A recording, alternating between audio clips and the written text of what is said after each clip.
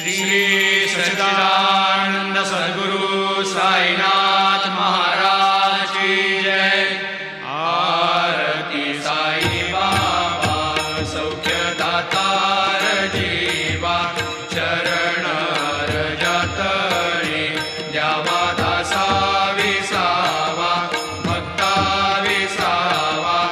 आरती साई बाबा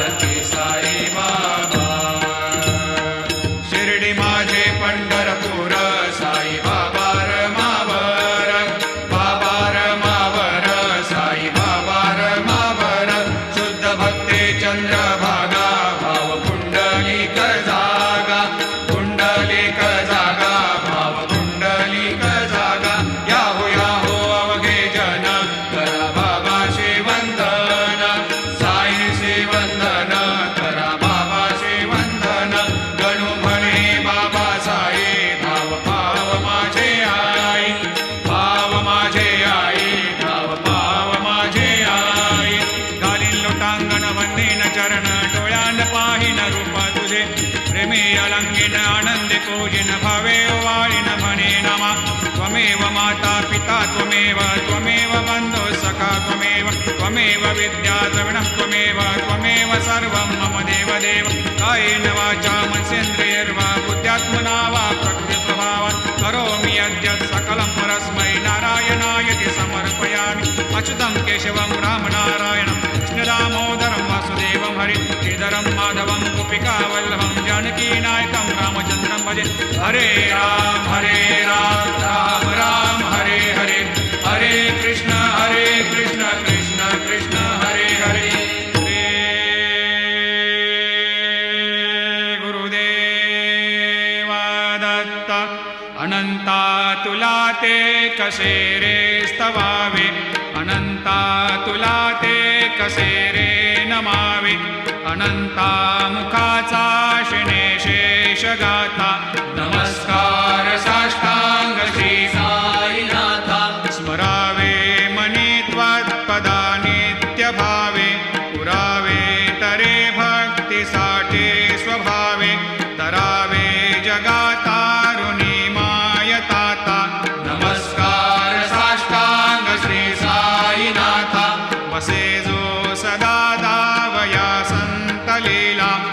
तसे अज्ञलोकान् परे जो जनाला परे अंतरी ज्ञान कैवल्यदाता नमस्कार साष्टांग श्री साईनाथा बरालाधला जन्म हा मानवाचा नरासार्थका साधनीभूत साचा धरो साई प्रेमा गळाया अहंता नमस्कार साष्टांग श्री साईनाथा धरावे करीसान अल्पज्ञ बाला करावे आम्हा धन्य चुंबो निघाला मुखे घाल प्रेमे खरा ग्रास आता नमस्कार साष्टांग श्री साईनाथा सुरादिक ज्यांच्या पदा वंदिता ते शुकादिक ज्यांते समानत्व देते प्रयागादि तीर्थे पदे नम्र होता नमस्कार साष्टांग श्री साईनाथा तुझ्या ज्या पदा पाहता गोप बाले सदा रंगलीचित स्वरूपे मिळाले करे रास क्रीडा सवे कृष्णनाथा नमस्कार साष्टांग श्री साईनाथा तुला मागतो मागणे एक द्यावे करा जोडितो दीन अत्यंत भावे भवे मोहनी राज हातारी आता नमस्कार साष्टांग श्री साईनाथा ऐसा येई बासाय दिगंबरा अक्षय रूप अवतारा सर्व हि व्यापक तो श्रुतिसारा अनुसया त्रिकुमारा बाबा येई बा काशी स्नान जप प्रतिदिवशी कोल्हापूर भिक्षेशी निर्मल नदी तुंगा जलप्राशी निद्रा माहुर देशी ऐसा येई बा झोळी लोंबत से वाम करी त्रिशूल डमरोधारी भक्तावरद सदा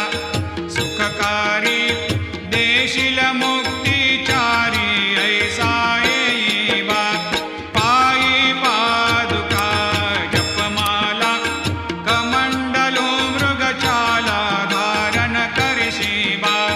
नागजटा मुकुट शोभतो माथा ऐसा येई बा तत्पर तुझाया जे ध्यानी अक्षय त्यांचे सदनी लक्ष्मी वास करे दिन रजनी रक्षिसी संकट वारुणी ऐसा येई बा या परिध्यान तुझे गुरुराया दृश्य करी नयनाया पूर्णानंद सुखे एकाया लाविषि हरि गुण गाया ऐसा येई बा साई दिगंबरा अक्षय रूप अवतारा सर्व हि व्यापक तो श्रुतिसारा अनुसया त्रिकुमारा बाबा येई बा सदा सस्वरूपं चिदानन्दकन्दं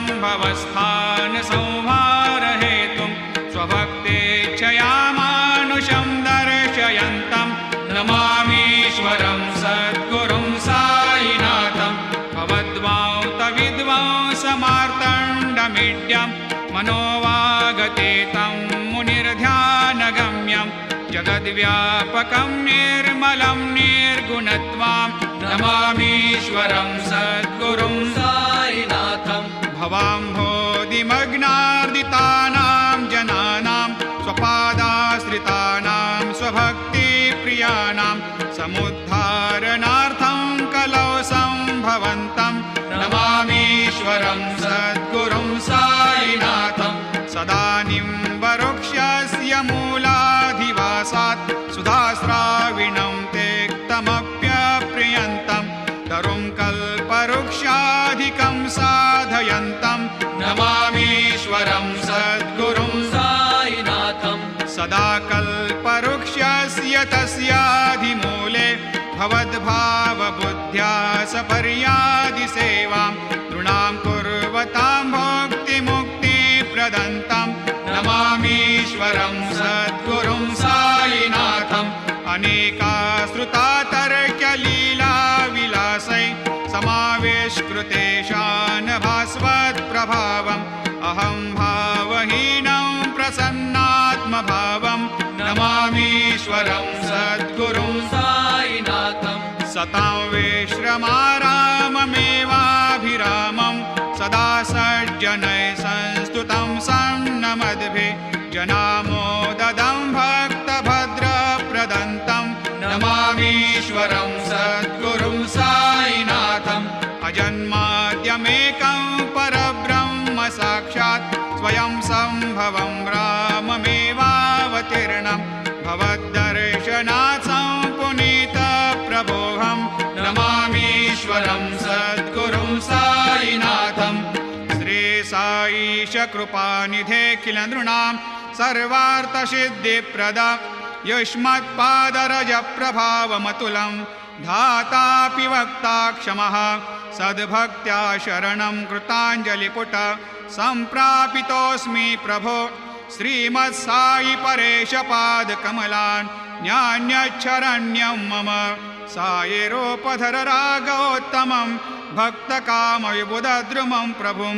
माययोपहतचित्तशुद्धये चिन्तयाम्यमर्निशं मुदा शरत्सुधांशो प्रतिमं प्रकाशं कृपातपत्रं तव साईनाथ त्वदीयपादाब्जसमाश्रितानां स्वच्छायया तापमपाकरोतु उपासनादैवत साईनाथ स्तवैर्मयोपासनिना स्तुतस्त्वं रमेन्मनोन्मे तव पादयुग्मे भृङ्गो यथाब्जे मकरन्दलुब्धः अनेकजन्मार्जितपापसंशयो भवेद्भवत्पादसरोजदर्शनात् क्षमस्व सर्वान्धपरान्धपुञ्जकान् प्रसीद साये सद्गुरो दयानिधे श्रीसाईनाथ चरणामृतपोतचित्तास् सत्पादसेवनरतः सततं च भक्त्या संसारजन्यदुनितोर्धवनिर्गतास्ते कैवल्यधाम परमं समवाप्नुवन्ते स्तोत्रमेतत् पठेद् भक्त्या यो नरस्तन्मना सदा सद्गुरो साईनाथस्य कृपापात्रं भवेद्ध्रुवम् रुसो मम प्रियाम्बिका मजवरी पिता हि रुसो रुसो मम प्रियाङ्गना प्रियसुतात्मजा हि रुसो रुसो भगिनी बन्धु हि श्वशुरसासुबाई रुसो न दत्त गुरु साई मामजवरी कधीहि रुसो उसो न सुनबाई त्या मजन भ्रातृजाया पुसो उसो न प्रियसो यरे प्रियसगे न ज्ञाते पुसो उसो सुरदना सखा स्वजननाप्तबन्धु पुसो परीन गुरु साई मामजवरी कधीहि रुसो उसो न अबला मूले तरुणरुद्धहीना पुसो उसो न गुरुधा कुटे मजन थोरसाने पुसो उसो न च भले बुरे सुजन साधुहीना पुसो परीन गुरु साई मामजवरी कधीहि रुसो रुसो चतुरतत्त्वविद् विबुध प्राज्ञज्ञानी रुसो रुसो हि विदुषी स्त्रिया कुशल पंडिता हि रुसो रुसो महीपते यति भजक तापसे हे रुसो न दत्त गुरु साई मामजवरी कधीहि रुसो रुसो कवि ऋषि मुनि अनघसिद्ध योगे रुसो रुसो हि गृह देवता निकुल ग्राम देवी रुसो रुसो खल पिशाच हि मलिन डाकिने हे रुसो न दत्त गुरु साई मामजवरी कधीहि रुसो मृग खग कृमि अखिल जीव जन्तु रुसो रुसो विटप प्रस्तरा अचल आपगाब्धि रुसो रुसो खपवनाग्निवार अवनि पंचतत्वे रुसो न दत्त गुरु साई मजवरी कधीही रुसो रुसो विमल किन्नरा अमल यक्षिणे रुसो रुसो शशि खगादिः गगनितारका रुसो रुसो अमर राजहि अदय धर्म राजा रुसो न दत्त गुरु साई मजवरी कधीही रुसो रुसो मन सरस्वती चपल चेतते रुसो रुसो वपुदिशाखिला कठिन काल तो हे रुसो रुसो सकल विश्व हि मयि तु ब्रह्म गोलं रुसो न दत्त गुरु साई मजवरी कधीही रुसो विमूढ मनुनी हसो मजन मत्सरा हेडसो वदाभिरुचि उल्हसो जनन कर्दमीनापसो न दुर्गधृतिचा धसो अशिव भाव मागे खसो प्रपंची मन हे रुसो दृढ विरक्ती चित्ती ठसो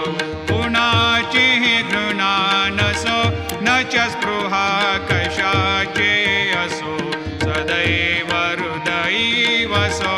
मनसि ध्यानि साई वसो पदी प्रणय ओरसो निखिल दृश्य बाबादिसो न दत्त गुरु साई उपरियाजनेला रुसो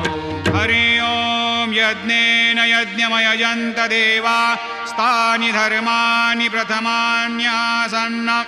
तेहनाकं महिमान सजन्त यत्र पूर्वे साध्या सन्ति देवाः ॐ राजाधिराजाय प्रसह्य साहिने नमो वयं वै श्रवणाय कूर्महे समे कामान् कामकामाय मह्यं कामेश्वरो वै श्रवणो दधातु कुबेराय वै श्रवणाय महाराजाय नमः ॐ स्वस्ते साम्राज्यं भोज्यं स्वराज्यं वैराज्यं पारमेष्ठ्यं राज्यं महाराज्यमाधिपत्यमयं समन्तपर्याधीशात् सार्वभौमः सार्वायुषान्तादापरार्धात् पृथिव्यै समुद्रपर्यन्ताय एकराळिति तदप्येष श्लोकोऽभिगीतो मरुतः परिवेष्टारो मरुतस्यावसङ्ग्रहे आवीक्षितस्य कामप्रियैर्विश्वे देवा सभासदैति श्रीनारायण वासुदेवाय सच्चिदानन्द सद्गुरु साईनाथ महाराज की जय। करचरणकृतं वा कायजं कर्मजं वा श्रवणनयनजं वा मानसं वा अपराधं विहितमविहितं वा सर्वमेतत्क्षमस्व। जय जय करुणाब्धे श्री प्रभो साईनाथ श्री सच्चिदानंद सद्गुरु साईनाथ महाराज।